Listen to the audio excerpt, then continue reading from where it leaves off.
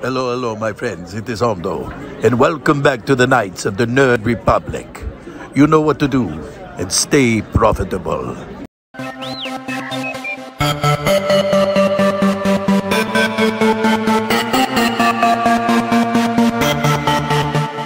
The Nerd Academy podcast is released weekly at 12 p.m. Eastern Standard Time, available on our website at www.thenerdacademypodcast.com and wherever you listen to podcasts. You can find the Nerd Academy podcast on Facebook, Twitter, Instagram, and YouTube. You can also help support the show by going to patreon.com/The Nerd Academy podcast, where every donation allows us to bring you more exciting content every week.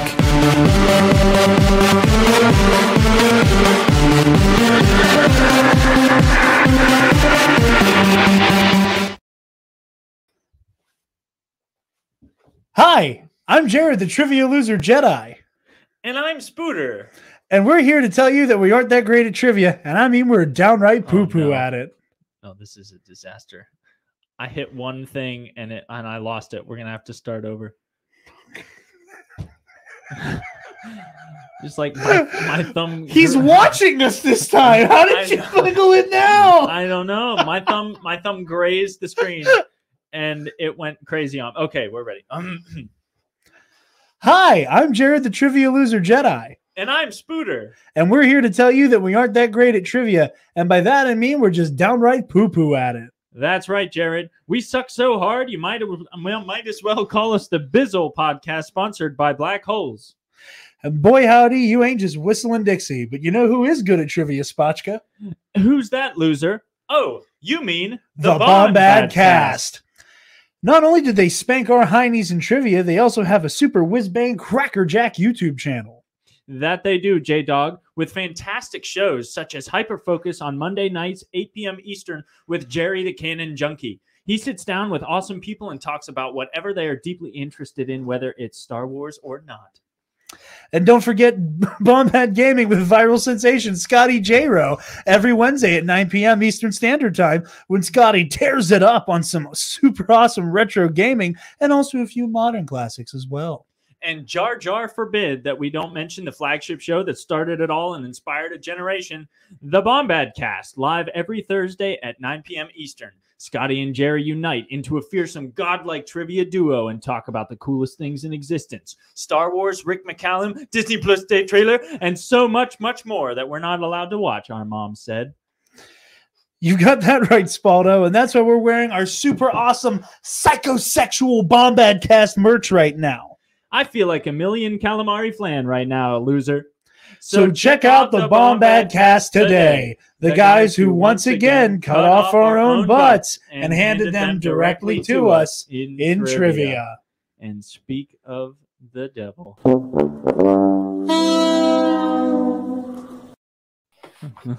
How lucky could I be? I have never had such a good intro before, just because two people lost in trivia. It's just a miracle. I'm just so fortunate. I really am. Wow. You're like some smug son of a gun sitting in the green room on the Tonight Show. Yes. Like getting himself hyped up for a solid minute and a half. Man, self-deprecating. My ego is just exploded. I'm just covered in ego right now. Look at this. Y'all are too. You're covered in my ego. We're covered in your ego. Yeah, we're covered in your ego. Oh, Scotty just got to write "Stay Bombad" across my titties and call it a day. Bombad Fridays. Yeah. This episode recorded on a Friday. That's right. A very Bombad one at that. Oh, fitting. Scotty, I would normally ask you to do all your pluggables up top before we got started, but I think we got that out of the way. So, oh Christ, that's great. Oh, no work here. So, yes. Dude, before we jump into the show, brief word from our sponsors, SundaysBloodyMary.com. If you guys are trying to get your hands on the most badass Bloody Mary accoutrement on the planet, SundaysBloodyMary.com is the place to go. As I've talked about many times, I'm a big fan of the spicy Caesar mix. It is very good. I've been telling people at the bar about it. I really enjoy making them from scratch. Like it's a fun process for me, and I get to show off at the bar, and they tip me better because it's like, oh, look at him do all the magic stuff. But I also really badly just want to bring a jar of this in and just watch people go, ooh, and like the spicy Caesar. Yeah. It's just a cool ass flavor. But yeah, I also have their mild mix, their vegan mix, different pickled garnishes, their okra, dilly beans, and asparagus. All kinds of awesome Bloody Mary accoutrement. They got a subscription box, so you can get 2 jars every month. Keep your supply stocked up. Nice. But yeah, so go to sundaysbloodymary.com/shop. Use code TNAP at checkout, TNAP. You get 10% off your order. And you get to help out your favorite nerds while doing so. Man. Yeah. You're more professional than us. You actually tomato juice. Shocking. It's far from just tomato juice, my friend. I know. What I'm curious about is how although they do have vegan Bloody. What is unvegan about a regular Bloody Mary? Well, you got to figure like most of that's referring to like animal product that's being used in either of these. So like gelatin. Like the spicy mix, like that's aioli for the Caesar, right? So like there's different animal product in play there. With the vegan mix, that is almost certainly entirely vegetable. I mean, like there could be other fruit in there. I don't know what other herbs are using in the vegan mix. I haven't had it before because I like the spicy Caesar a lot. But like, there's definitely animal product in both the spicy and the mild. You know, the same thing with like milk. Like, you know, just because like you haven't like killed an animal doesn't mean that milk isn't like still an animal product. And then vegans, be it because like the belief system behind being a vegan or the personal preference diet wise. I guess that's just ignorance more than anything, because I thought it was just like tomato juice and some other various herbs and spices in a jar. No, I mean again, like to achieve the Caesar flavor, like that's like the aioli paste and a handful of other things to make the Caesar. Like obviously I don't think you're making like a whole ass helping of Caesar dressing to put into the Caesar mix, but yeah. My question was, is my ego all over your chest like part of my animal product? What was that?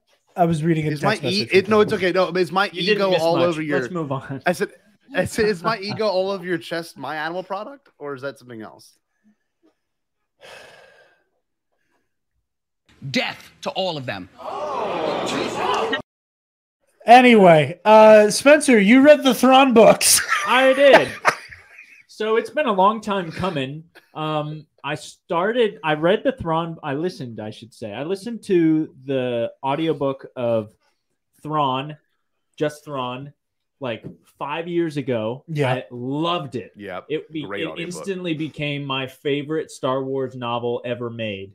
Like the pacing, the fact that so much of the first book happens in dialogue, I adored. Same. I adored how it happens so much in dialogue. Something that I didn't like as much about the second and third books. There's a lot more paragraph after paragraph of like, this is what this character is thinking, this is what they're seeing, this is what is happening, rather than things being revealed through dialogue. I thought that was really, really well done in the first book. Absolutely loved the relationship between Thrawn and Eli. And you see that kind of like, Thrawn doesn't need to take on a protege.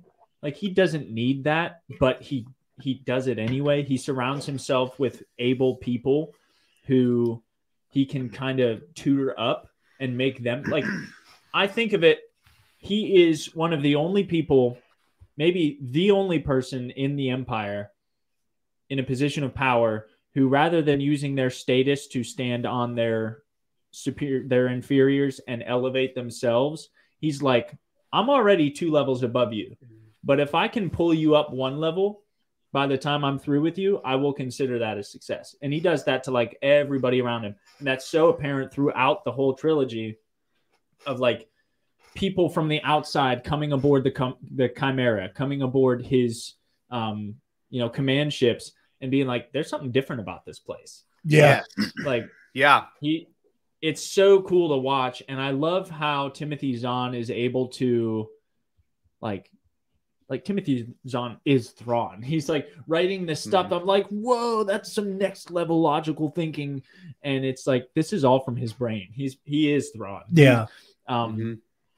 I love his character, the dynamic, not just between his intellect and those around him, but there's like the alien in a position of power in a highly racist imperial structure, and him being like kind of oblivious to politics. He's like, I mean, honestly, he's like Khan and Sherlock Holmes rolled into one and put in the position of admiralty. He's just wicked brilliant, kind of oblivious to the feelings and the situations around him, but he's also exceptionally perceptive.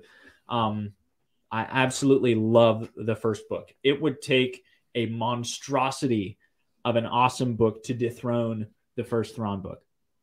The second book was the weakest of the three, I thought. And I thought, for like plot-wise, it's the weakest. But also, I hate Vader. I hate Vader in the second book. Not even because like he's bad. He's annoying.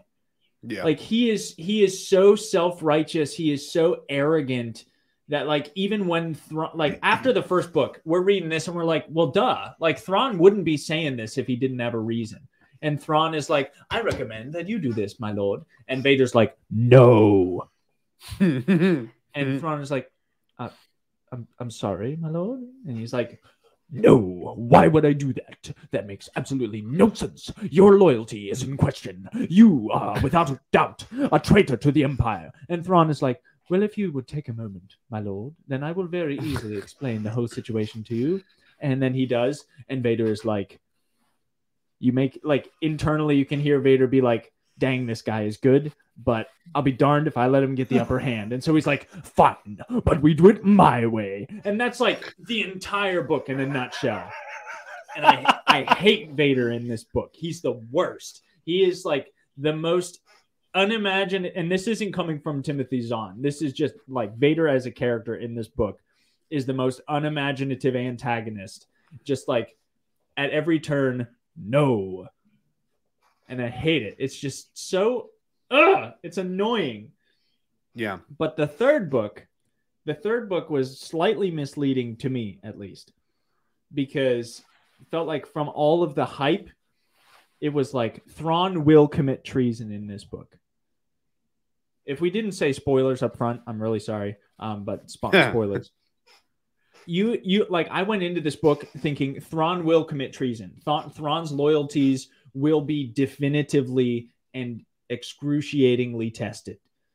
Mm-hmm. And I came out of that book like, okay, there was some treason in that book, but it didn't, there was no real hint that it was Thrawn's. Anybody who was like, oh, Thrawn is a traitor to the Empire, I'm like, but no. Like he's working with the Chiss, but in the last book, it was made very clear that the Grisks are a threat to the Empire too. So at this point, rehashing the same thing of like, why are you wasting Imperial resources on the Grisks, and why are you working with the Chiss? Like, are you, like, where are your true? Are you fighting with the Imperial resources to help the Chiss? And he's like, I'm over here like, no, like we went over this in the last book. Like they are a threat to the to the Empire. Their presence in this part of the galaxy is clear. And like we continue to unravel pieces, like they are interfering with Stardust transports, and it's like everything is pointing toward no, these guys are a threat to everybody. And Thrawn just knew about them before he came to the Empire, and now he's like, we're going to deal with it because it'll help us both. And that is Thrawn's mentality a lot of the time. He's like, there's one way that'll work well. There's another way that'll work well, but there's a way that will help pretty much everybody. And he is really good about finding that. So I was just like a little like, treason isn't a misleading name for the book. I was just expecting it to be more heavily focused. Like you're expecting him to like do something that will unambiguously compromise Project Stardust or compromise Imperial security, or like he becomes the double agent that he was always supposed to be, or something like that. You know, like a really obvious, really egregious act of espionage or insurrection or or treason, something like that. But it just didn't happen. And I'm fine with that. Overall, I'm really, really mad that Thrawn is a bad guy. Like, you read these books and you forget that Thrawn is a bad guy. Because he does not seem to me like a very bad guy.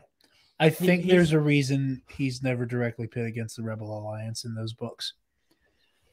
I mean, the Gray Swan stuff notwithstanding, but like Gray Swan isn't even like truly like the Rebel Alliance. You know, like I think that there's a reason why we don't see him obviously outside of like Star Wars Rebels tussling directly with the Alliance. I think it's so that you can enjoy seeing him with the full might of the Empire behind him. But like blissfully ignorant of the fact that the Empire is kind of the worst. Kind of the worst, and also like able to use their resources for as close to good that the Empire can do for the galaxy.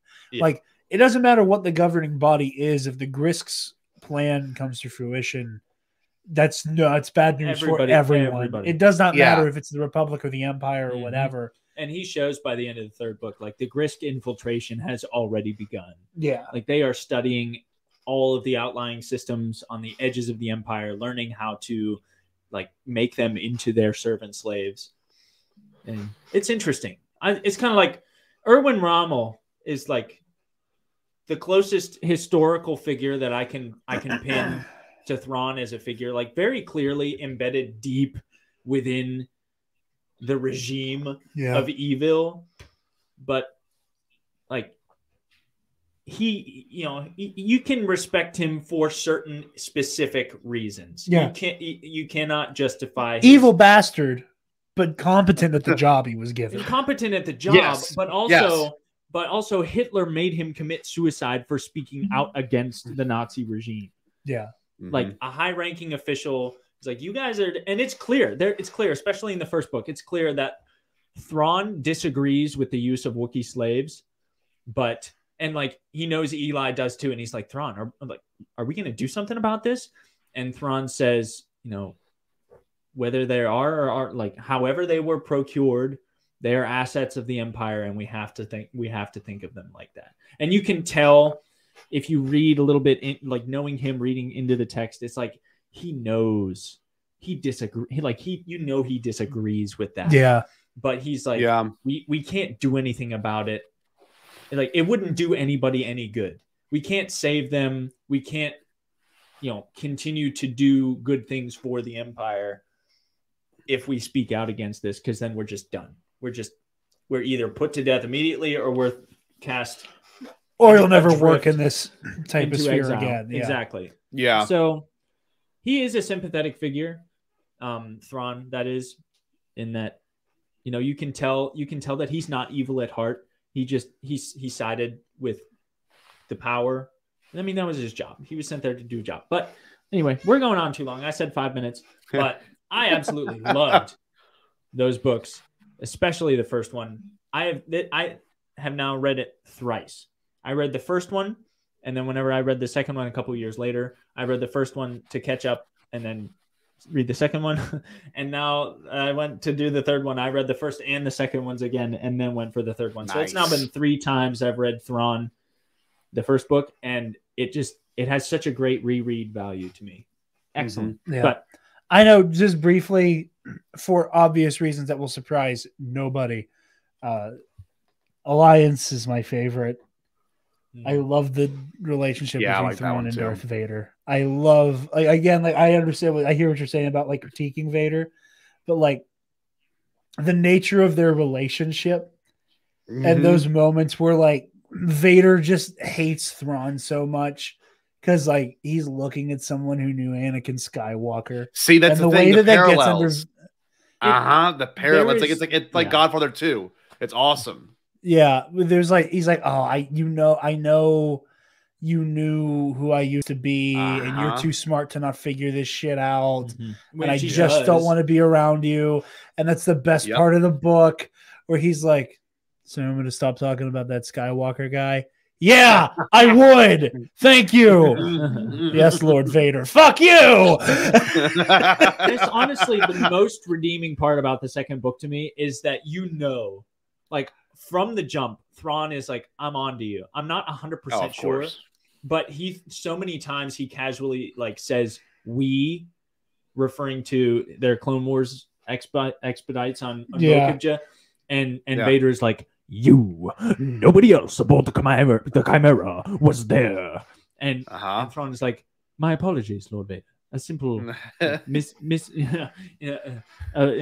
does he say? He's just like, I misspoke or something like that. Yeah. And you're like, no, you didn't. Yeah. You know 100% that Anakin Skywalker is under that hunk of armor. Yeah. But he's never going to admit it. And so like by the end of it, it's like with the first book, like Thrawn and Eli, because he's all shipments and stuff, they basically figure out like they're building a super weapon. And he finds out the name of it. And at the end of the book, he's like, so, Pops, tell me about the Death Star. So and by the end of the second book, he's like riddled out. This is 100% the Anakin. Like, this is Anakin Skywalker, but something different. And you get to a point where Vader is like, Anakin Skywalker is dead. And Thrawn just says, I know. And Timothy, there's a bleakness to that too. We're like, even Thrawn's able to be like, something horrible happened. Even Thrawn's like, you are a bastard. He's like, even if you have Anakin Skywalker's memories, you are not him, and that is clear. And so, like, it's a nice moment for the two of them. Yeah, that's why I love it. I love when people get to even in the smallest way admonish him. For what he's done. Pinky Band-Aid on the gaping wound of Vader's just intolerable character through that whole book. Well, there is some cool development for Vader that goes on there, and like you can see how he's coping with his dual identity stuff, and like he talks of Anakin Skywalker of the Jedi as if it's someone else. So you can hear that inner monologue sometimes, but again, not my favorite appearance of Vader. But that's fair. That's enough of that. Well, speaking of what to some would call a gaping wound of an episode. Please, speak freely. Okay. Scotty, thoughts on this most recent episode of the Book of Boba Fett? Look, and it's so funny because I've been trying to form the correct Twitter thread for this, but it's hard to explain. Style manifesto. I really want to, and I've typed it all out. I just don't know how to articulate it better because it's still not quite ready. And I'm going to do it probably the night before the next episode drops. But like, for at least to me, because I'm an educator, I'm a middle school teacher. This did so much for me because you got to see Luke as a character who is learning how to become a teacher. Like, he doesn't know what he's doing. And you can tell he's leading by example. He's referencing his old teachers. In fact, he even has his father's former, I guess, student with him there. And I'm like, this is just a great episode for more than just getting Ahsoka and Luke together, or getting Grogu back, or getting Luke again, or even getting, some interesting parallels and Clone Wars references. This episode was just a good episode in terms of heart. And it has stuck with me. It's the first one I've watched 3 times in a row. Literally, I watched it that morning. I watched it again that afternoon. And then I watched it again the next day. I've never had such a connection with an episode before. So it spoke a lot to me, on a very deep personal level. And I was not expecting that. And people have their, feelings towards it, but I'm eager to hear y'all's because it was profound for me. Very profound. I'll say mine up front. I probably have the most controversial take on this episode. Okay. Here we go. A lot of my college friends were like, dude, did you see that episode of Book of Boba Fett? This is like the greatest episode of any Star Wars show ever. And I came out of that episode like, what are they doing? Now, I will say this.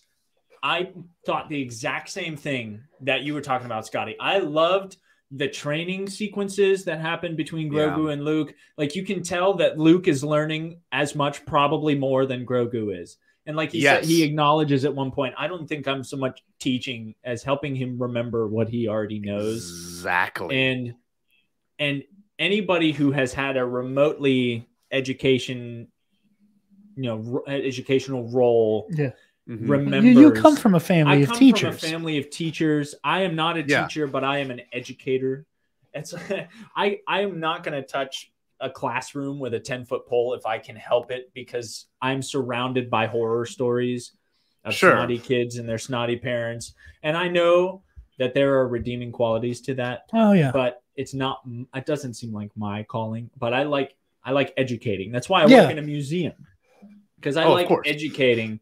But I have a little more flexibility with what I say and what I do. And if people don't like what I say, don't come to the museum. Then they don't have to come back tomorrow. But in a classroom, exactly, day in and day out. But all that to say, anyone who has been in an educational setting knows what that's like. When you're still green, you're still like really new to this. You're trying to get a rhythm. You're trying to become better. It's like anyone, even just speaking, you can tell with public speakers, with teachers, with preachers, like they get better at it because they know how to cut out filler words, and they know how to better articulate things with illustrations, with stories, with better explanations, finding the level of intellect that your audience is at and understanding that they're at, and then being able to speak into that rather than down to that.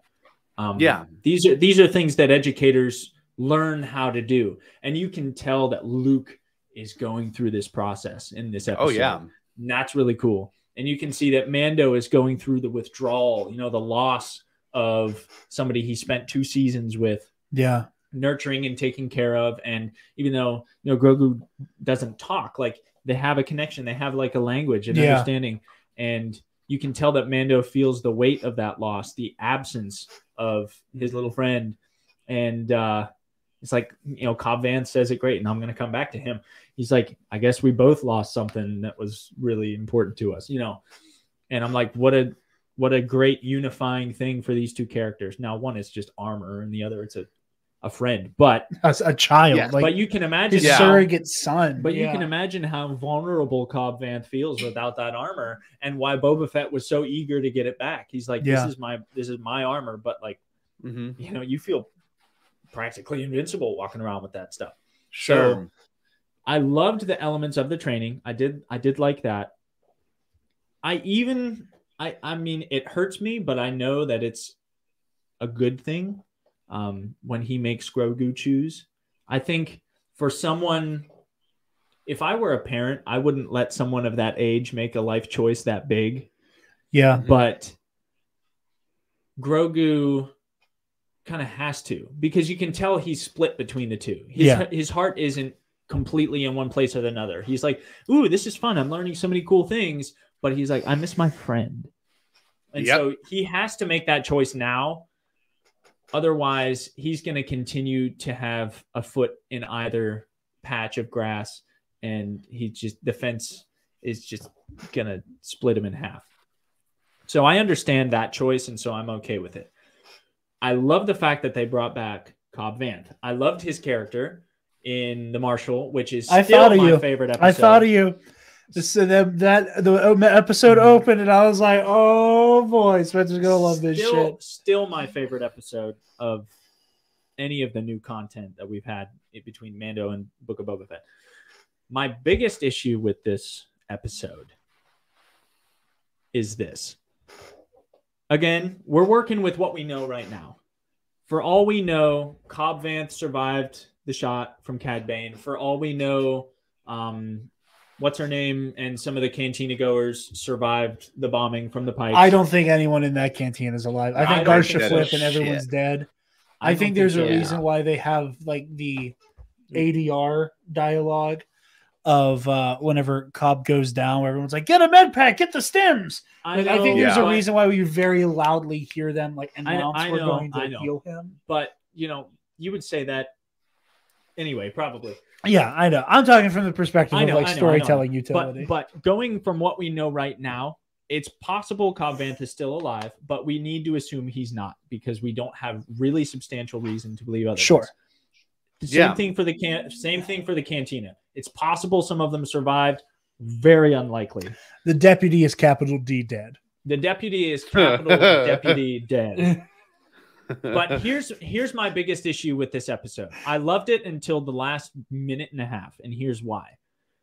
The writers of this show seem to have made the choice that they are going to boil down the entire show into just Boba Fett and his gang versus the Pikes and their gang. The thing I really liked about the cantina, you had some possibility for interaction. The mayor, Marchese, is for all intents and purposes out of the picture. He's floating the coop. He's gone. So you've got Boba Fett, Fennec, the mods, the Rancor, Din, Black Chrysanthemum. Yep. You've got Team Boba, and you've got Team Pikes. You've got some in-betweeners, but they have pretty much let Boba Fett let us know, hey, we're just gonna stay out of it. We can give you our word that we will not come in on the side of the Pikes, but we can't come on your side either. It's just not in our interest right now. So we're just like in the middle, neutral. And it looked like, and the maybe joining the conflict of the people of Freetown. Exactly. And the it's so just on the nose. I was just like, I liked Mos Pelgo. It had a nice ring to it. But anyway, you could tell I was really anxious to hear what Cobb was going to say. He was like, they might say no, but let's gather them together anyway. Maybe they'll change their mind after they hear what I'm going to say. I was like, I want to hear what he has to say. And then, he gets gunned down in the street by Cad Bane, who looks kind of bad, in my opinion, in live action. That is the first thing you've said today that I'm like, bad take, but okay. Okay, Same. we'll come back to it. We'll come back. But I was really looking forward to that, like the big pregame hype, like the let's go get him speech that Cobb had in store for him. And it's possible that we'll still get it, but working with what we have right now, we'll just assume that he's dead. We'll assume that he's gone. The writers have put all their chips on Boba and his goons versus the Pikes and nothing else. There's no longer any in-town, interaction with the cantina matron and the goers thereof. That was an interesting connection that I wanted to see go further, not in like in a romantic sense, but like somebody in town, they kind of have like this working relationship. Maybe she feeds him intel. Maybe he he obviously provides with protection for the town and the cantina, but some kind of working relationship there. I was really looking forward to seeing that develop. And now that's gone, probably, almost definitely, because bombs. I was really looking forward to more of Cobb Vanth. Again, not impossible, but it's like, what are you doing? This is Cad Bane we're talking about. He's a sharpshooter. And you'll notice, sorry, that was really loud. You'll notice the deputy draws first. Cad Bane shoots Cobb Vanth and then the deputy twice before the deputy gets his gun unholstered. It's still in his holster whenever Cad he double taps him. So, like, first of all, the deputy has never struck me as particularly, apt for the job. He seems a little overzealous, a little underqualified. Yeah. And so, but Cad, it was nice to see Cad. At first, I was like, oh, great, Dave Filoni syndrome again. But I was like, let's think about this. Who do we have still stomping around at this point? And who would be likely connected to the Hutts? A bounty hunter. We've got Cad Bane. We've got Dengar. We've got Bosk. But Bosk and Dengar really aren't up to the job. We don't know what happened to IG-88 as far as I know. Cad Bane is the obvious choice.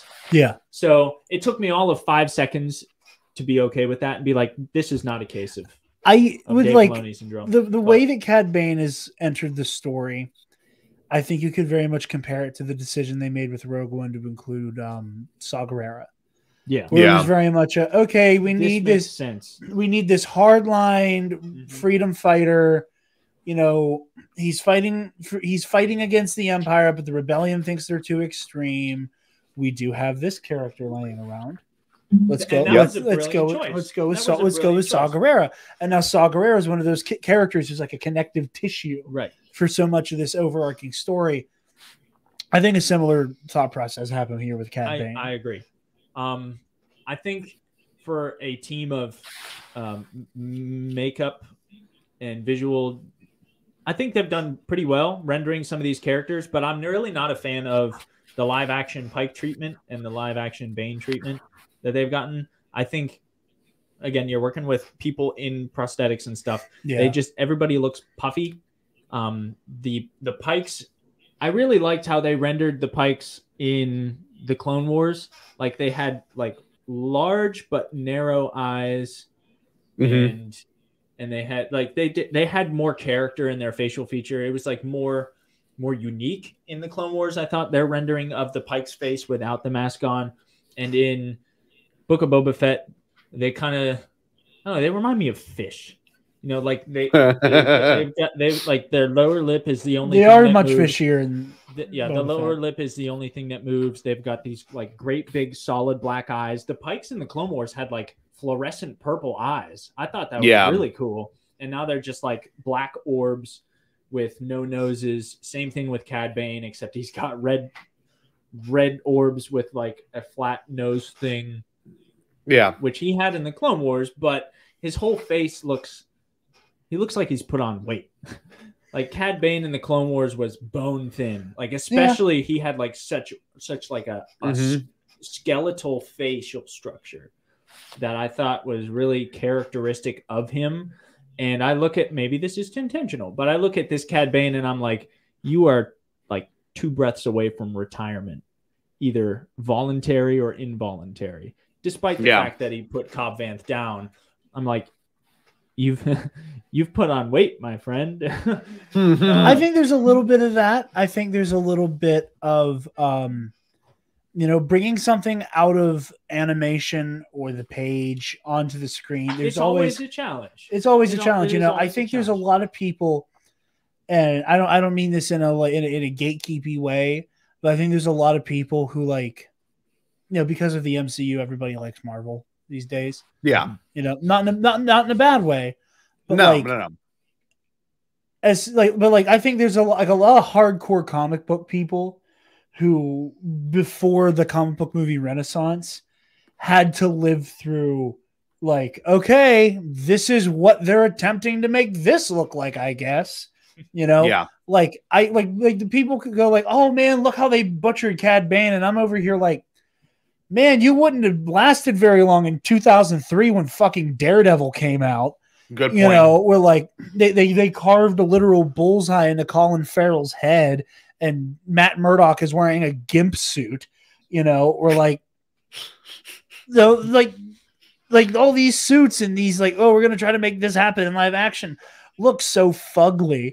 Like, no, like Cad Bane's face. I'm not like, I'm not trying to admonish you or talk down at you. Gripe. It's a minor gripe. Like, like Cad Bane has like cheeks now. Oh no, like he looks like Cad Bane still. Like I get the sense that the actor in that suit will not have great mobility, and like Cad Bane he's a quick guy. He's fast. Yeah. Everything he does is fast, and I'm like, that has as much to do with it as like it looks like he's put on weight. And it's just like I don't believe that the actor in that bodysuit has any amount of mobility. I think it's a similar problem trying to put Batman in live action.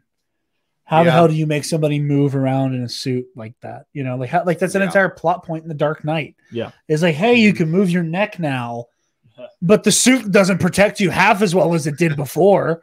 Like that's like a whole plot point in The Dark Knight, like the whole thing with the Batman is, like, okay, like he might be out for maneuverability, but what's the difference between you and me? I'm not wearing hockey pads. Best line in the whole movie. Best line in the whole movie. Joker monologues, be damned. Some men just want to watch the world burn, be damned. I'm not wearing hockey pads. Highlight of that movie. Anyway. Yeah, at best, the live action renderings of Clone Wars generated characters is a minor gripe, but it's one that, you know, it's very personal, but the whole thing for me would like go up a notch. I was like, yeah, that was a great episode. But again, really like long story short, major praise. Loved what's going on between Grogu and Luke. Major gripe. Why are you killing all of the like background and, you know, what's the word I'm looking for? Like secondary minor characters, and like minor gripe. Don't love the Pikes and Cad Bane's costuming, but again, minor gripe. I'm willing to overlook it, and as always, I'm willing to be proven wrong. Yeah, I think that's very true. Scotty, would you react? Well, one thing I wanted to say in terms of Cad Bane's look, obviously that's a hard thing to sell. It really just is. And my big thing is, obviously, we're working with TV budget, and TV budget's nowhere near as movie budget. So they could have done some maybe better work in that sense, and I don't disagree with that. The one thing that it sold me is the delivery of his lines were, and if for people that have never seen Clone Wars, that was terrifying. Like that was scary. That really, I was like, they made him such an imposing figure because he didn't answer a single one of Cobb Vanth's questions. Cobb Vanth's like, "Who are you? What are you doing here?" Blah, blah. And he's like, you know, Boba Fett. You know, he just like it's just such a scary voice. His teeth were scary. What? I was just gonna say, I don't know. Does anybody know if they use the same actor, vocal talent, same voice actor? Okay, yes, same voice actor. I was like, it sounds close enough that it could be a really convincing lookalike or sound alike. Yeah, but I'm also like, I'm pretty sure that's the guy. I forget his name. He does so many people. In Clone Wars. It was scary. I was blown away by how scary they could still make that character. And like, you know, yeah, he would be up in age too. There's a couple of things that I do find interesting. And my only thing is to make sure Cad Bane pays off. Now, I don't want to get into the like speculation aspect of it because it's not fun if it doesn't come true. But I mean, it's still interesting to think about. The line that Fennec Shan has in chapter 4, where she was like, yeah, there's no way that the biker gang killed the Tusken Raiders. Like, how do you give Cad Bane, how do you give Cad Bane payoff? You know, maybe he's worked for the Pikes the entire time, and Boba Fett just had noticed his, you know, his hired, you know, gun. They're hired guns, essentially. And then the payoff would be, you know, somehow Cad Bane brings it back up. They talk about the dent in the helmet.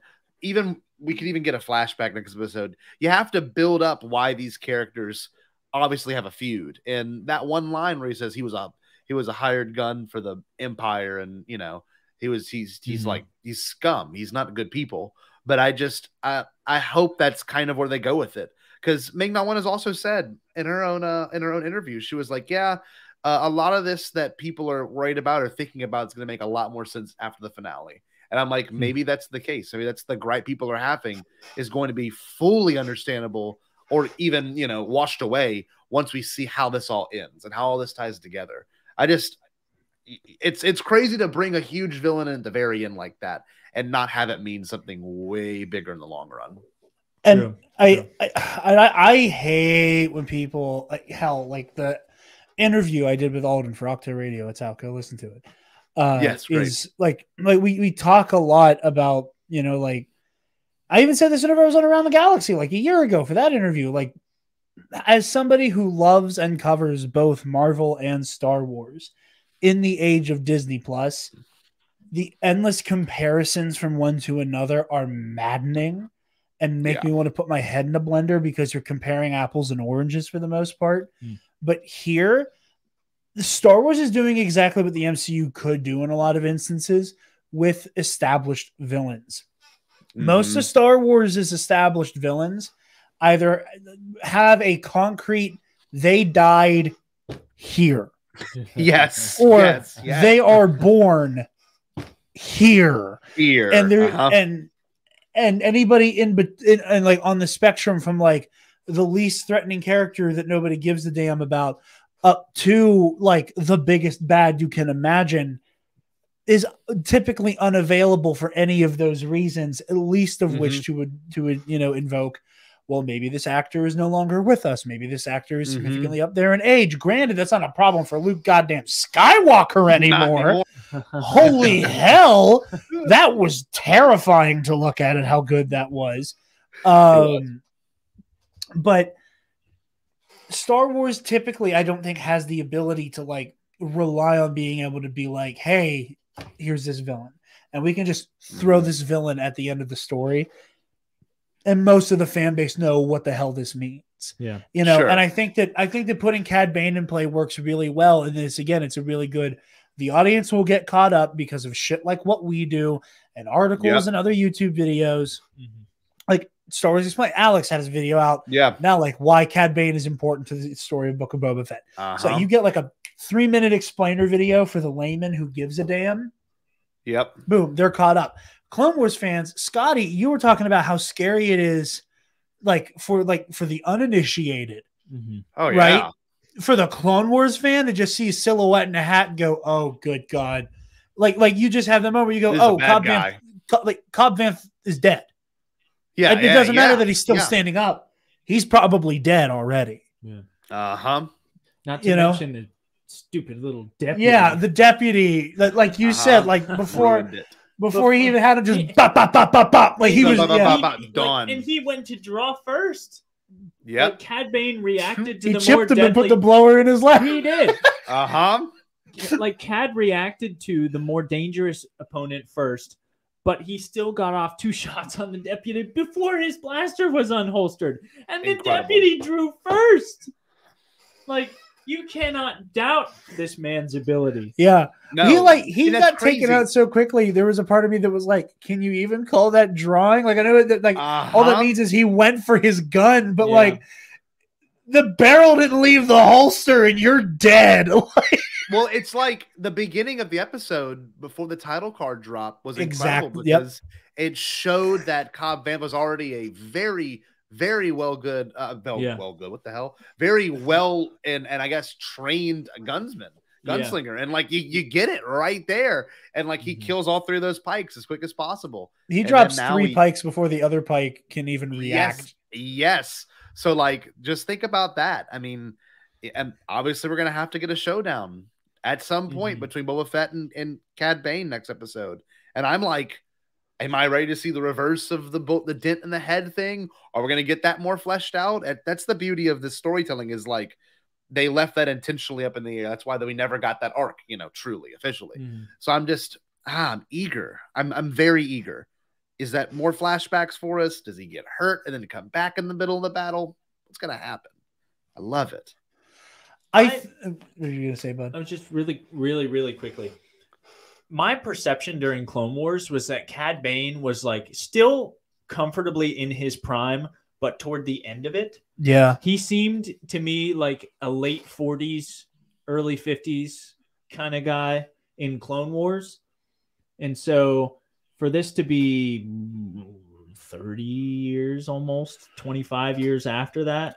25 is kind of the high end, I'd say. Like, because you got to figure like 20 years between. Well, no, you might be closer to 30. Yeah, because it's 20 years between Sith and A New Hope, 3 years between A New Hope and Empire, and then you get about a year from Empire to Jedi, and then 5 years after Jedi. So we're looking at practically 30 years. Yeah. I don't know how the what is it? Duros. Duros. I don't know how the Duros I'm running to age. the bathroom real quick. Keep going. I'm not sure how the Duros age physiologically, but like I would expect him to be like Boba Fett. And Boba Fett is younger than him. Like if Boba Fett is in his 60s, Cad Bane has got to be in his 80s or older.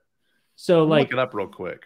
Go for it. Because I'd love to know if there's an in-canon physiological edge that Cad Bane gets. But that was my second thought. My first thought was, does it make sense for Cad Bane to be here right now? And my second thought was, this is interesting because you bring up a good point. Now that I'm looking, this is obviously Wikipedia. This is technically not canon. I mean, it's canon for the most part, but it's useful. They said their average lifespan is between the ages, middle ages is 36 to 49. Old would be 50 to 69 years old, and then 70 plus is a venerable years.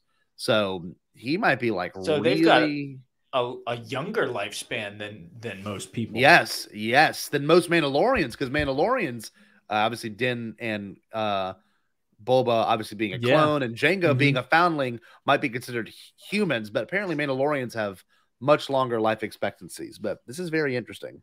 They might play with that now. I'm interested. Do they have a birth date for Cad Bane on his Wikipedia page? Let me see. Hold on. Let's see how old he is. This is a pretty wild drop to do at the very, very end of the episode, just to be honest with you. Okay. No official birthday. It looks like they got his height and his weight, which is so interesting. How do they even have that? Appearances. Yeah, that's about it. Huh. It's just interesting to see.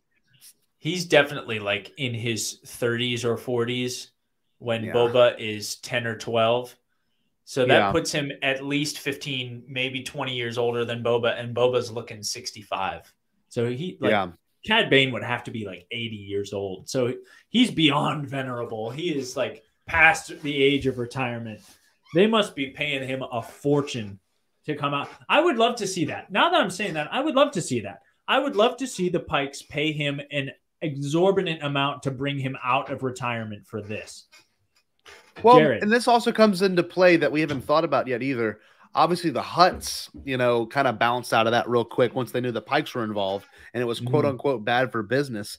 But the Pikes, I'm sorry, the Hutts have worked with Cad Bane before to get with Zero and all that stuff. So I don't know. I mean, maybe the syndicates are working together just to take down Boba Fett. It's gonna be interesting. So what you missed? I brought up the question of his age again because it still didn't sit right with me. We couldn't find on Wikipedia like a solid date of birth, but we figure Cad Bane has got to be 35 or 40 during Clone Wars, which puts him about 15 or 20 years older than Boba Fett. And Boba's like 65 in Book of Boba Fett, which would put Cad Bane at like 80.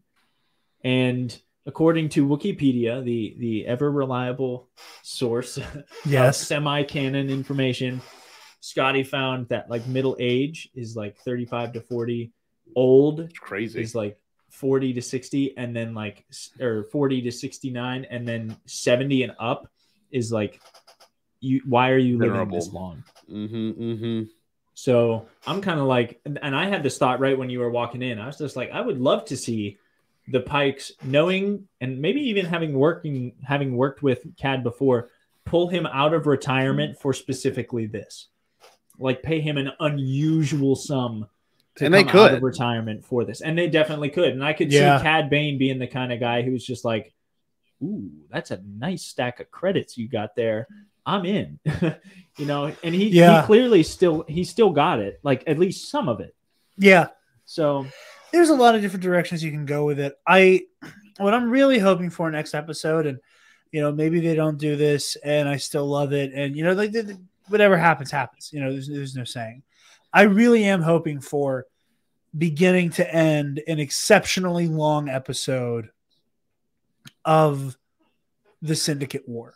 Like I want an all-out urban warfare in the streets of Mos Espa. Just a full-on gang war between them. Like the people of Freetown getting involved, and like the Pikes and their own hired gunners. You have Cad Bane, who is good to take out like 10-1 for his own every time he turns around. And obviously, hopefully, climaxing with Boba v. Cad Bane. I think it's going to be really cool. Here's my biggest worry. And again, these are one of those, they could absolutely do this in a way that I like it, then I'm proven wrong. Yeah. I'm really afraid for a multitude of reasons that Grogu is going to pick rejoining Din Djarin. Me too. And I think that is such a profoundly poignant end to Mandalorian season 2. I don't want them to be almost instantaneously rejoined. Backtracking. I don't want them to be like, okay, that was a really good moment, right? Okay, take back seas now. Yeah. I really don't want to see that happen. And again, they could do it in a way that I dig it. But I don't want to see Grogu rejoin Din followed up with more Deus Luke Machina, all in one episode. Sure. I would be. I agree. I would be really frustrated if Grogu comes home at the same time as they're like, all right, we defeated Cad Bane, Moff Gideon. Oh shit, but we're completely outnumbered. What the hell are we gonna that's how it's like, oh hey, this like Luke Skywalker, we're almost back to Legends at this point. He's practically a fucking Force god, just carving his way through all of these thugs. I think it would be bad. It feels like they're kind of teeing up for Luke to be like, oh shit, there's a battle going on down there. Better go get involved. Then like it's in character for him to want to be like, oh no, the Pike Syndicate, that's not good, and do Jedi shit to the Pike Syndicate. But like, I don't. Yeah.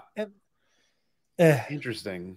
I hadn't thought about that. I think honestly that the choice will be left up to the opening of season 3 of Mando.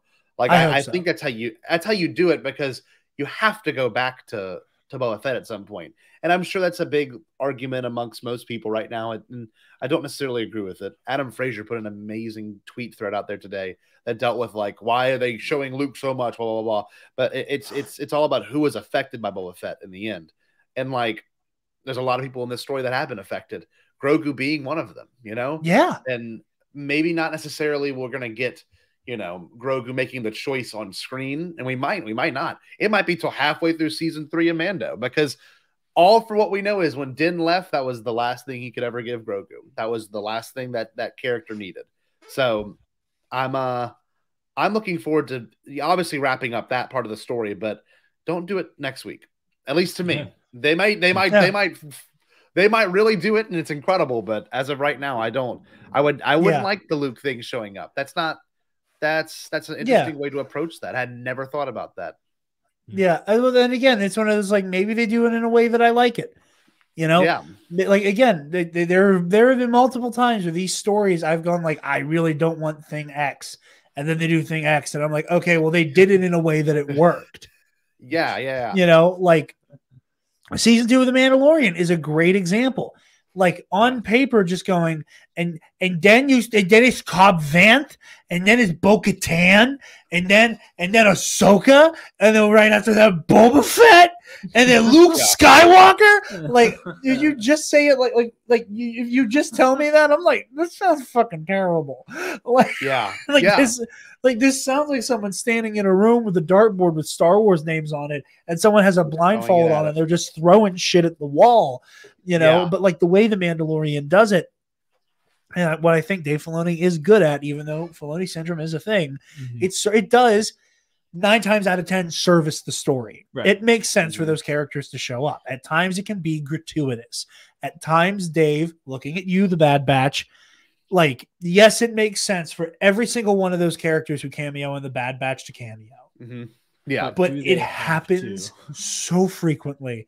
It's not back to back to back to back to back. You're like, we're like, the Bad Batch almost felt like SNL.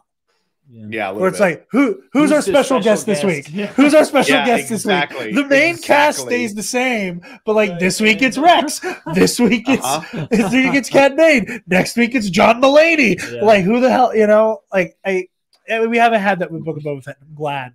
Yeah, but I do think it's interesting. None of us have like touched on the like, the show isn't about Boba Fett anymore discourse, and like. We shouldn't, though, because that gets resolved in the finale. And even if we haven't even seen it at the time of this recording, but that will be resolved. That there is an answer to all of our questions. I mean, that's the one thing I will say Jon Favreau does better than probably most Star Wars storytellers, even George Lucas. There's always an answer. No thread has been left undone. I mean, even something as small as Fennec Shand left in Chapter 5 of Mando Season 1. Someone walks up. Well, we are literally watching that show play out now. Like, there hasn't been anything small. Frog Lady, something as silly as that. She got her arc was done. They finished her arc. It could end in death for a character like the Sanctuary Garza. Is that how you say her name? I really don't know. But I think it's Garsha Thwip. Garsha like Thwip. Okay. Yeah, like the noise Spider-Man's web shooters make. Okay. So like, and then even the mayor's major domo had a moment. Like they don't leave these things, obviously up on the table. I mean, they're all resolved. And this show, has had some discourse for some reason about the title not, pertaining to the character. But then again, hasn't Boba Fett always been a background character? Like, let's be completely honest. Like, why are we surprised? For real. We kind of put that gripe to bed last week. With Connor. Yeah. You weren't on Scotty, but Connor and Michael. Thank you. Automating Systems. Horrible. ARS. Connor and Michael, they kind of like went. I semi-seriously, but also a little bit like, let's bring this out in the open and talk about it. Talking about, okay, but this isn't Boba Fett. And Connor, I think, articulated it like this. He was just like, okay, but it's called the Book of Boba Fett. Like, and they're broken up into chapters. And it's been clear since, like you said, since Fennec and the silhouette over her body in season 1 of Mando, it's been clear that these two stories are like this. They are definitely intertwined, and one affects the other, affects the first. They are very clearly two parts of the same story. And so we cannot be surprised or upset when 2 episodes in the middle of, Book of Boba Fett are devoted to his arc. The Mandalorian. Yeah. And I took, and we were talking about that, and I took that a step further. And I, like the Comic Book Cast Facebook group has been like a whole lot of like what's like, the show is not bad. Nothing that we've seen is bad. And I have issues with the structure right now. And I think that there are, again, like by the time we see the finale and we go, oh, okay, this was why. That's why I'm saying, like, I think the finale needs to be completely driven by Boba, completely about this war with between the syndicates. Because I think by the time you get to the, credits can buy muscle, Din Djarin's theme plays, you hit the credits. Yeah, like that was all the preamble we needed for Boba's part of the war story before the war starts. Literally, like, and I was going to say they told that story. They finished it. Like we got up to Boba's section, and now like almost in this video gamey way, which has weirdly been the case for all of the Mandalorian stuff. Now we're going to jump back to playing as Din. So we can go and then to get Din to Tatooine. Yeah. And I think that's how it's going to work. And I hope that's right, because otherwise I am going to have some critiques. And I do think a lot of those criticisms do become very valid. They're valid. They are then valid if it's not resolved. And even someone like me, who and both know me, I usually see the absolute positive. I am a glass way half full. Like that's how I am. And like, even at that point, I think, well, this story did not live up to what it was supposed to be. And it's so funny because the trailer scene that they played so many times of them at the dinner table was the Boba Fett finale at this point. It's like that was the last scene we got with him being a badass. It was that Godfather dinner scene. And that's the last thing we've seen of him since. So like, I think we all had this preconceived notion that this whole show would have been Boba Fett at that peak, when he only peaked at that point the last time we saw him. And I can see the disappointment, and I can respect the disappointment. But the problem does arise from, what you want the show versus what you're going to get out of the show. I mean, obviously, I didn't think I'd fall more in love with this character. I really didn't. I just didn't think that'd be the case. And here I am. I'm just like, I'm head over heels. And another big thing, too, you made me think of it. I think originally Favreau wanted to tell a Boba Fett story, and they were like, we've got something planned for him. And they were like, then we're going to have to make a new character up. And maybe Boba Fett was supposed to be hunting down Grogu and go, oh my God, now I have to be a dad. Like there's some parallels obviously that are made. So I don't know. It's interesting to see the people upset about it, but this finale, obviously the scary part is it's a lot of, it has to pay off a lot of things. And also it's scary because it hopefully, and I pray it is long. Like I hope we like either, put the final nail in the coffin for Boba Fett's character or what he represents for everyone else to get it. But also leave some things open for the next journey in his story, because it's not over. You don't bring Boba Fett back just to kill him. And that's the one thing I haven't understood was like, he's going to die. He's going to die. I'm like, there's no way. There's literally no way. I refuse to believe that. You don't do this and then kill him. But if that's the case and they do it well, then I'm willing to be wrong as always. I think there is a way they could do it well, but I do too. Yeah. goodness gracious, I hope they don't. No, I've You had just got enough a of mech. Star Wars killing their redeemed villains. Like, don't. I've had enough. Don't. Like, literally let anybody live in this arc for 5 minutes longer. After Exactly. completing it. Good God. Like, we've done it to Anakin. We've done it to Ben. We've done it to how many villains in books and comics? You know, Ulic Keldroma in Legends. Like, I can go on. It happens every time that someone stops being a bad guy in Star Wars. They die. And like Boba has had a very long shelf life of being, I wouldn't say a hero, but he's definitely not a villain anymore. Yeah. You know, he's not working for the space Nazis. And I think there's also the reality that if this is just season 1 of the Book of Boba Fett, maybe the war isn't over by the time credits roll next week. Sure. I don't think it is. I think maybe there's a bigger syndicate at play. Maybe you know what would be great? Everyone wants Kira, but how incredible would it be if it was Prince Caesar at the very end of all of it? And then you really tie in Shadows, and then you really tie in Heir of the people Empire. would go ape shit. People would actually lose their mind because now you're getting into the territory of Legends in the best way possible. Yeah. Now the whole Mando full is gluck going to shadow mode. Yes, literally, think, and like, yeah. You think here's what you gripes, want? Oh, here we go. You think my gripes about Cad Bane and the Pikes? Try bringing Black Sun characters onto the screen in live action. They looked sick in the Clone Wars. They look incredible. Absolutely clutch. But it's going to take a lot to bring them to life in live action. But they did great with Black Chrysanthemum, I got to say. Yeah. He looks awesome. The only thing I complain about with the Chrysanthemum is he doesn't have his lightsaber scar. Wait, he does, doesn't he? I can't see it. Maybe it's blending in with like there's lighter one tones in shot. his fur. There's one shot. I think I could send it to you later. That kind of explains it a little bit more in terms of like how it's supposed to be. One thing I will say is this is a big argument too, and I brought up budget earlier in the conversation. You don't make a Cad Bane mask that complex and that costume that complex, and you don't make a Black Chrysanthemum outfit that complex just to kill it off in a season. Yeah. So these you don't do that. That's a lot of money. Like seriously, that's not an easy thing to pull off. Like that's someone's face they had to mold it around. I mean, for a movie, it's different because movies are obviously temporary, but shows can be continuous. Like those are assets. Continuous. And then you can use it to spend that much time and money just to throw it out. Yeah.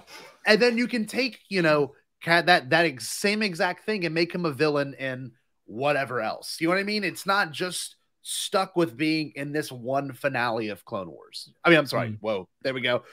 Freudian. This one finale of Book of Boba Fett. Like, you don't have to do that anymore. You know, it's just really weird. I agree with you. And again, I really think this season could end on a true cliffhanger. I really do think this season could end on just seeing Boba gunning people or Cad Bane gunning people down and like making his way to Boba, and it's the shootout. For all we know, they could try to do the shootout thing. The screen goes black, and all we hear are like two. Incredible. Like that's all we get. Like you just see them like doing the Wild West shit. Screen goes black. You hear 2 rounds of blaster fire go off.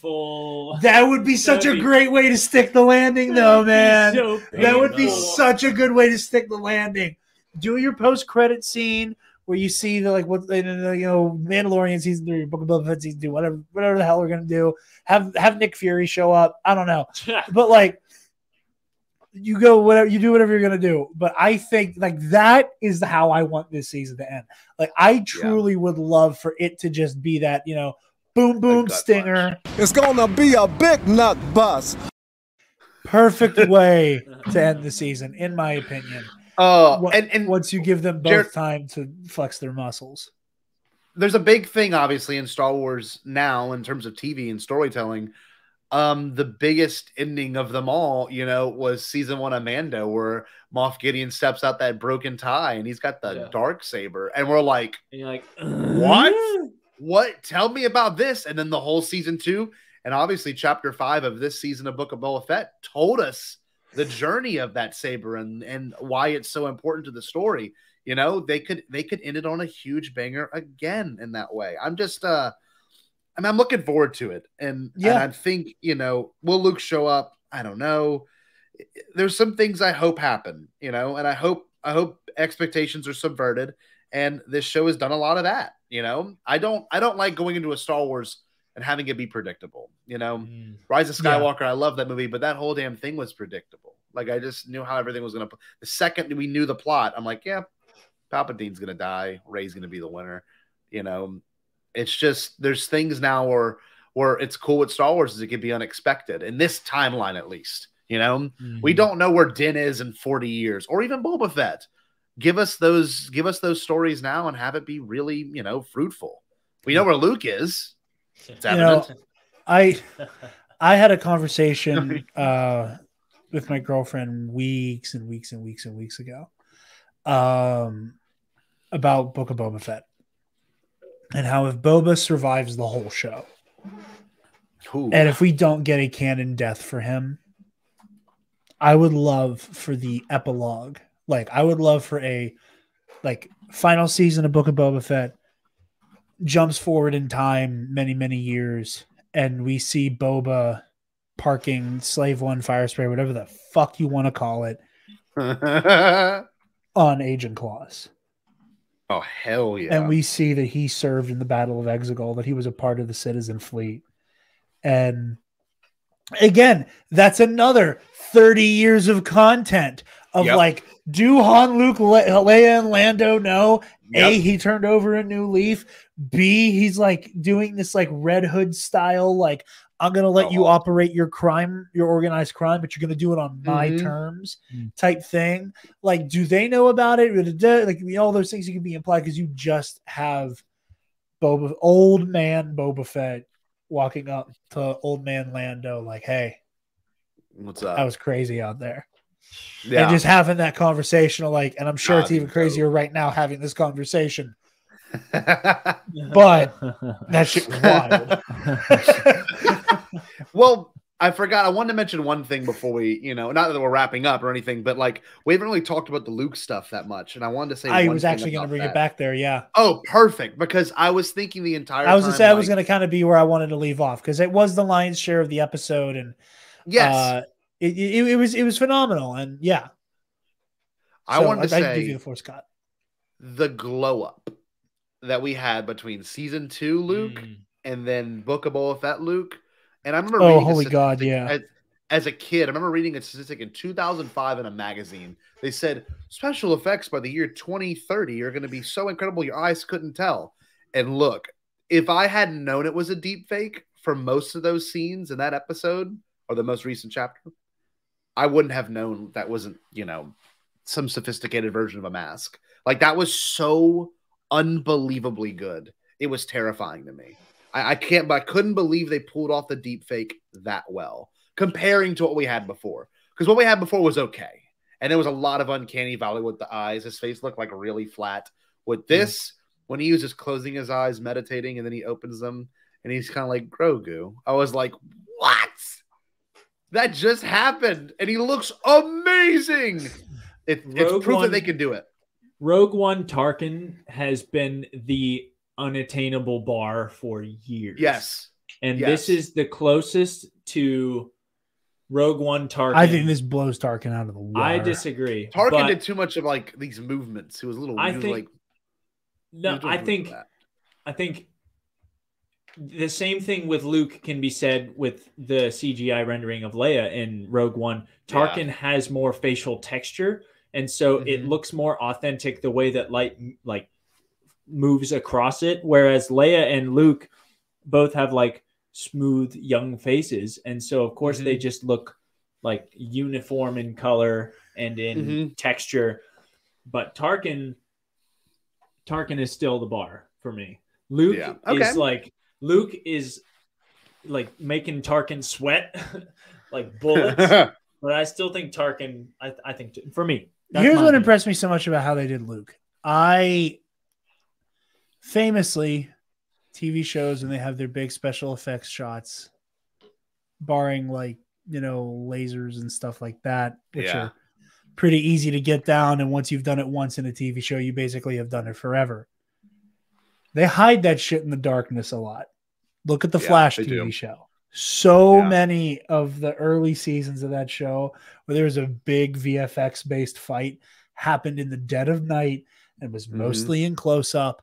Like shows go to great lengths to hide this shit. And understandably, they went, fuck you. We're going to have our CGI deepfake Luke Skywalker in broad daylight, no hood, no cloak, no shadows. He's just there in the sunlight the entire episode, except for like the 30 seconds they're in the hut. And even then, there's a direct beam of sunlight hitting his face because Lucasfilm and ILM just their balls on the table with this Luke face. Well, because they can.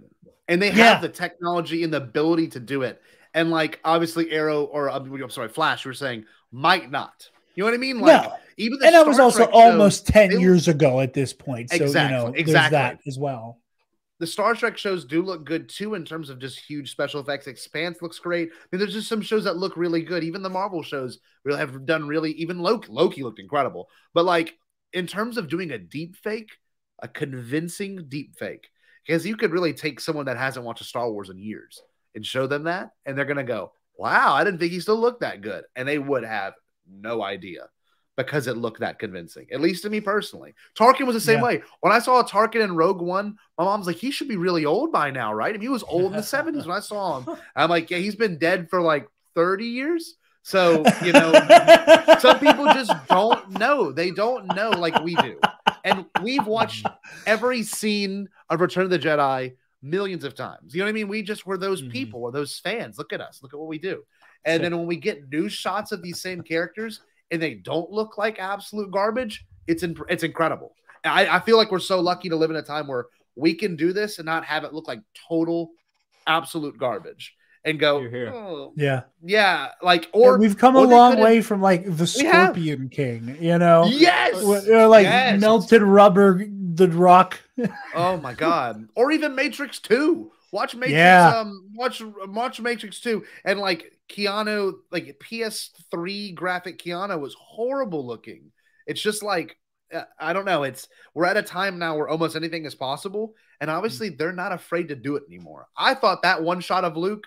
That was it. Grogu was gone until something crazy happened later. But I never thought we'd get Luke in this episode at all. Like this was not in the bingo, my bingo card at all.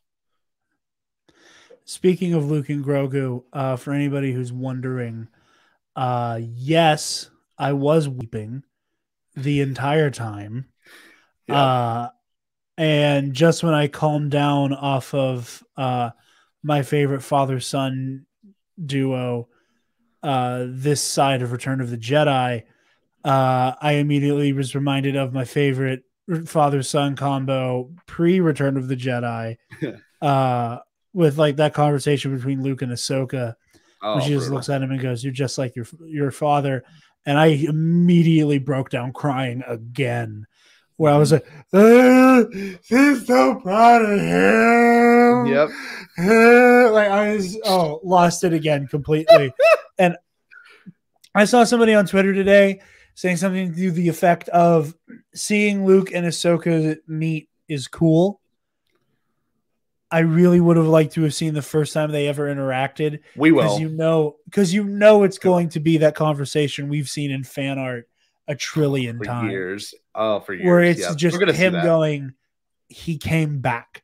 He did the right thing. Yep. And Ahsoka getting to like have that moment of, oh, good God, like he did the right thing. Like we were still like, obviously a lot to unpack there, but like we were still at the end of the day right to bet on him. He still saved everyone at the end.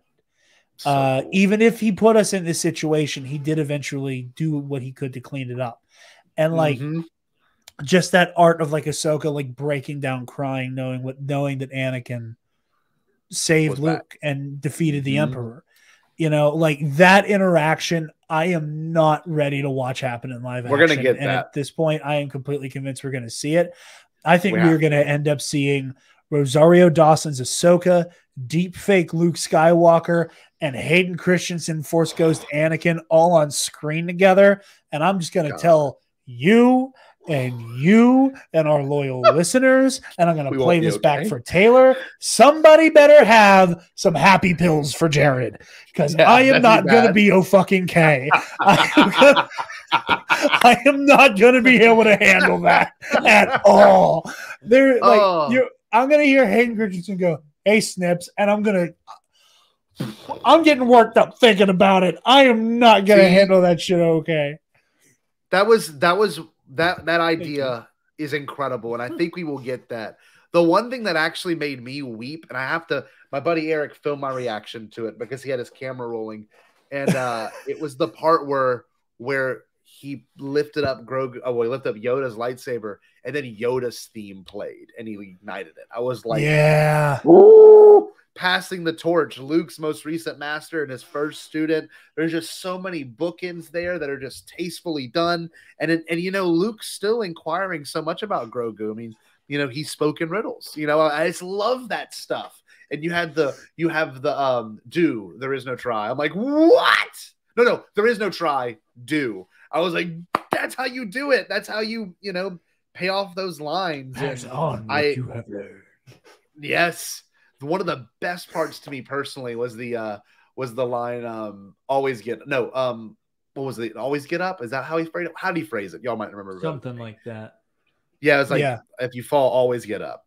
Always get up. I'm like, what? One of the other things I love is that last week was this is for the Sun Seekers. Very Tyler the Creator, but like last week was like, here's for the prequel kids. Here's for the new kids who are playing the games. Here's some of that OT shit. Here's some of that Clone Wars Rebels shit. I know you like this shit.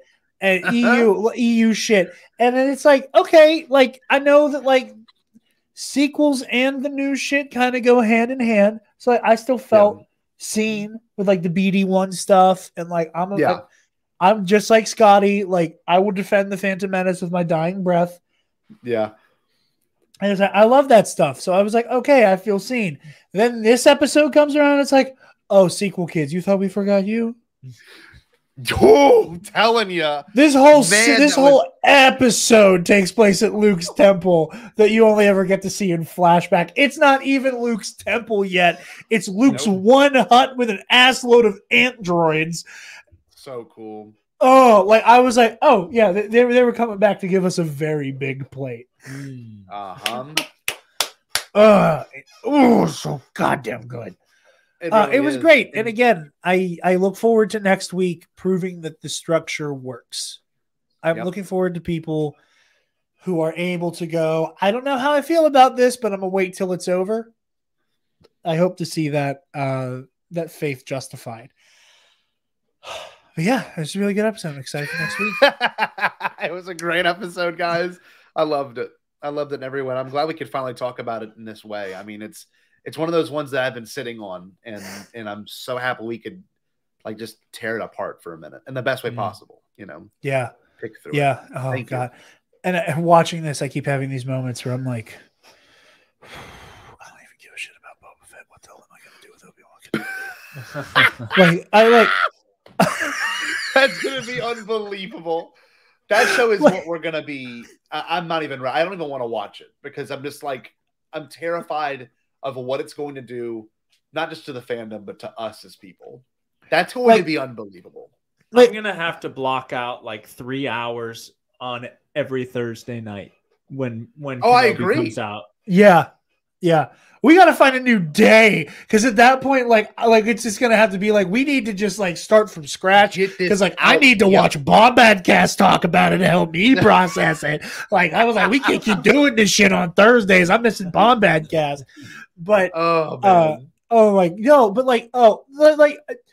we had this conversation last week. I typically am not super in and on Force sensitives. I prefer my Jedi and Sith and everything in between characters. That's just what I gravitate towards.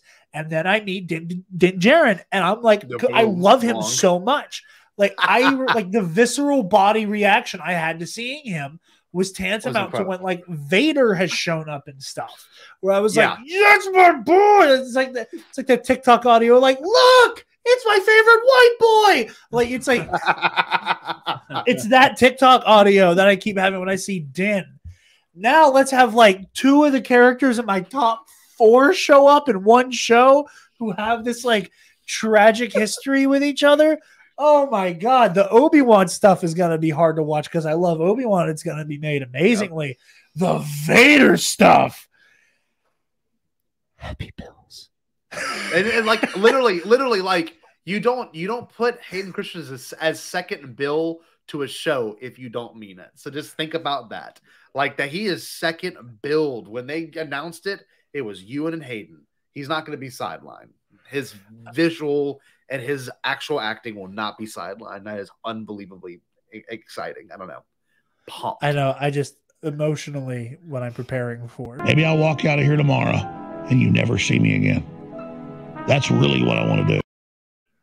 That's amazing. That's really what I want to do. Also, this week in Star Wars Twitter. But maybe I'll walk out of here right now. Walk into the goddamn ocean. That's beside the point. But yeah, I mean that's all we have for you guys this week. Scotty, our trivia lord that we bow our heads to. Lord of Chicken Shits who run from rematches. Where can the lovely people find you? You know, you heard at the very beginning, top of the show, BoMBADCAST YouTube page is where we can find most of our wonderful things. And obviously you can find me here at TNAP, and I'm happy to be here for that. And it's just, I don't know. I love coming on. I love being with you guys. It's been a while since I've guested. Since it's my first time I guested, which was almost 2 years ago.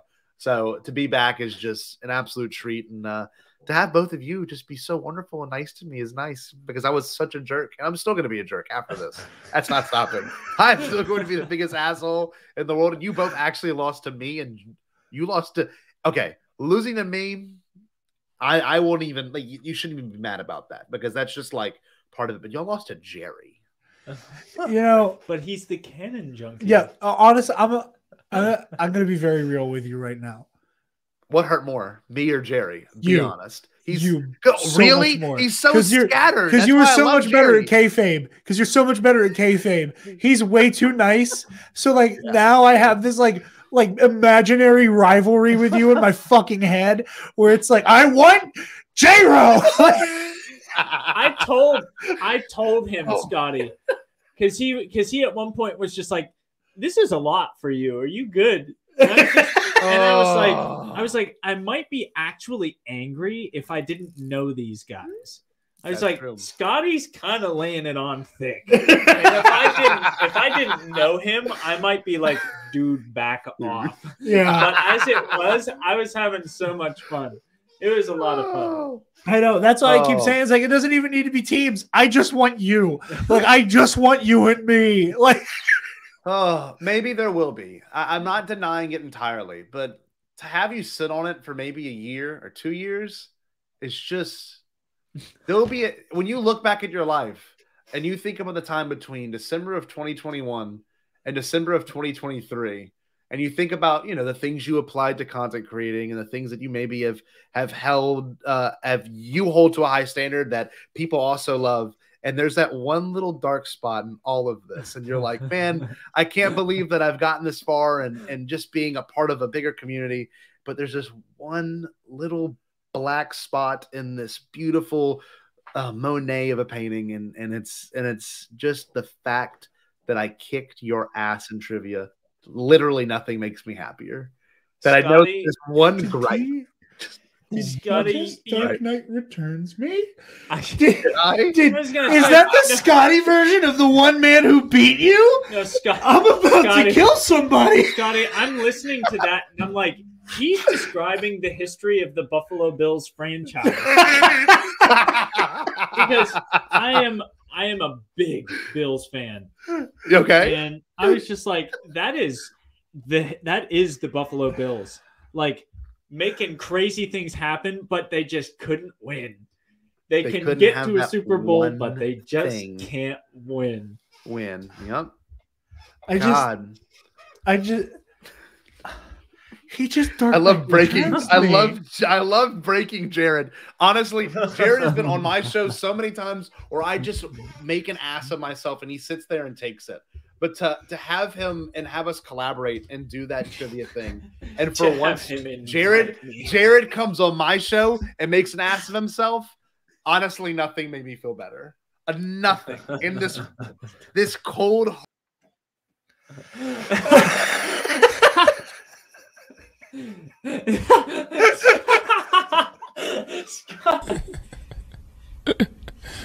Sensational. That was brilliant. That was brilliant timing. But thank you, Boyos. I mean it, and I will promise you there will be a rematch, and I'm going to give it a year, probably 2 years. I want you to sit on this, Jared, and prepare for next time. Because the worst part is I barely prepared. I watched like 7 or 8 episodes of Clone Wars, and what was the one question I got right? I didn't even remember. It was a Clone Wars related question, and I knew it because I had actually just watched that episode. Shit. Regardless, all I know is I won. That's it. See, I don't remember what question he got right, but all I think about is Elfrona. That's it. I'll let you sit on that too forever. My ego is too frail for this kind of thing, man. Like, I'm gonna be like, I want to play in the Schmodown, and I'm like, oh, don't forget that you don't understand how to lose. Like, that is a deep character flaw you have. Boys, thank you seriously for this, though. I appreciate it. Of course. So before you leave, I am gonna have you on the hook for something. Do you want that? Says Spaldo knows. I've been put through this one a time or two. Where can the lovely people find you, Spotchka? You can find me at SpenceMan49 on Twitter or on Instagram at SpenceMan Cosplay. Jared? Yep. Where? You guys can find me on Twitter and Instagram at DarkJedi2552. And you can find the Nerd Academy podcast on Facebook, Twitter, Instagram, YouTube, and on our website, www.nerdacademypodcast.com, where if you're feeling generous, beat you. You can donate to our Patreon page. Give me $1. Speaking of our patrons, thank you to our $10 alumnus. Now, Scotty, I'm going to say the other alumnus. And I'm going to send you a picture. It's going to be the one with like the blue, like it's either like a fox or a cat icon. Little kitty. Okay. This is the one that I want you to say. Huh? This is an NFT. You're sending me an NFT, Jared? No. Not only did you lose in trivia, but you're ruining the ecosystem. You'll know which one you need to say. Yeah. Okay. So thank you to the Waffle Wizard. I should actually send it to him, shouldn't I? Probably. That would help a great deal. I'm waiting. There you go. Thank you to the Waffle Wizard, Delta 9, Zach Canals, Nick Johnson, and our favorite patron, Paco, or as he is in our Patreon currently, Scott. Your friendly neighborhood Odo,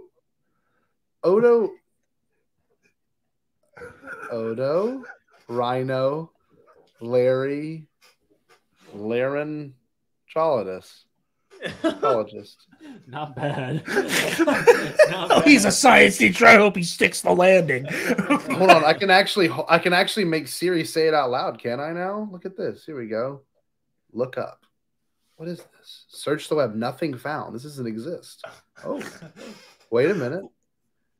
This is a physician who studied and trained in and treats diseases in the ear, nose, throat, and head and neck. Wow. But sounds like a real moron. Let's see. Hold on. How do you say this? Is this real? Did someone actually write this? Yeah, this is our patron who changes their name every month. Wow. And they're an they're an Otorino. What is this? Wait a minute. Hold on. This is sickening. I'm very happy that someone has this degree in something. I'm a scientist. Oh, no. They don't have it. They just wanted to make us say it for a month. Hold on. Here we go. I'm going to put in the Translate app and you will finally all know the correct way of spelling it or saying it in Spanish. Otorrinolaringólogo. You'll never know. Hold on. I do want to hear this in English. Here we go. English UK. Otorhinolaryngologist. Oh. You are the closest of all of us, I think. Otorhinolaryngologist. Here it is in Korean. 이비인후과 전문의. That's pretty cool. Wow. Well, 아드레나와링고. Oh, wait, there's one more thing. Oh, I'm sorry. Hold on. Give me 1 second. I just realized something. You know what this reminds me of? I saw something on Instagram today. It was just like, in all of the different languages that the Harry Potter movies have been dubbed, they played like Voldemort's laugh. I saw that! Voldemort's laugh in every language. And they were like, yeah. That's incredible. Hey, this one, I don't know why it translated this way. Hold on, wait, this is weird. Jared is a loser. What the hell? Stop!